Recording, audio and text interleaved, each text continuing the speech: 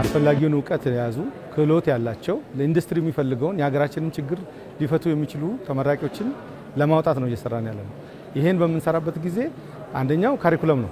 የመደበኛ የሆነ የምናስተምርበትን ካሪኩለም ብቻችንን ሳይሆን ከኢንዱስትሪ በመዘናም በመማር ማስተማርም እንደገናም ደግሞ ካሪኩለሙን በመተቸት የጎደለንን ነገር በመሙላት 5 ዓመት 6 ዓመት በመጠበቅ ሳይሆን በየሴሚስተሩ ለእያንዳንዱ ዲፓርትመንት አዘጋጅተን ኢንዱስትሪያል አድቫይዘሪ ፓናል የሚባላለን። እነዚህ ፓናሎች ከተለያዩ ቀጣሪ ተቋማት ነው የመጡት፣ ከመንግስትም ከግልም የመጡ ናቸው።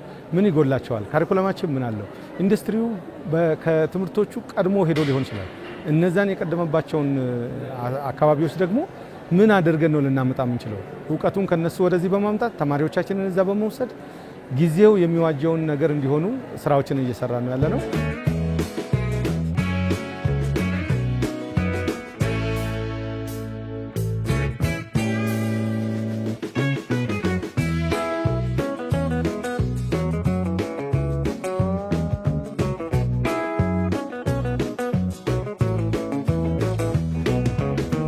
ከፍተኛ የትምህርት ተቋማት ተማሪዎቻቸውን ከማስመረቃቸው ባሻገር የስራና ሰራተኛ ማገናኛ አውደ ርዕይ በማዘጋጀት ተመራቂዎቻቸው የስራ ዕድል እንዲያገኙ ማድረግ ይገባቸዋል።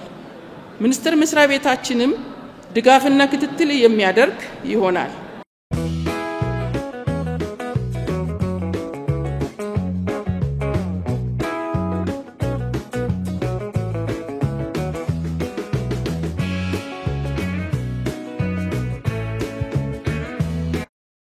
ዩኒቨርሲቲ ኢንዱስትሪ ሊንኬጅ በጣም ባክቦን ወይም ደግሞ ወሳኝ የሆነ ነገር ነው።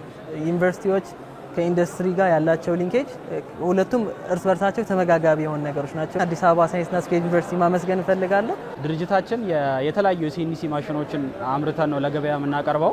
አሁን ተፈላጊነቱ እየጨመረ ስላለ ያ ተፈላጊነቱ አለ፣ እኛም ስኬል አፕ እያደረግን ነው። በዛ አኳያ ለአዳዲስ ተመራቂ ተማሪዎች የስራ ዕድል ለመስጠት ነው። አቅማቸውን እንገነባላቸዋለን፣ እንዴት ቢዝነስ ረን ማድረግ እንደሚችል እናሳያቸዋለን። እንዲሁም ሐሳባቸውን ደግሞ ለሌሎች ኢንቨስተሮች ወይንም ደግሞ የገንዘብ አቅም ላላቸው ሰዎች መሸጥ እንዲችሉ እናግዛቸዋለን። ይሄንን በማድረግ ከተቋሙ ጋር በትብብር እየሰራን ያለነው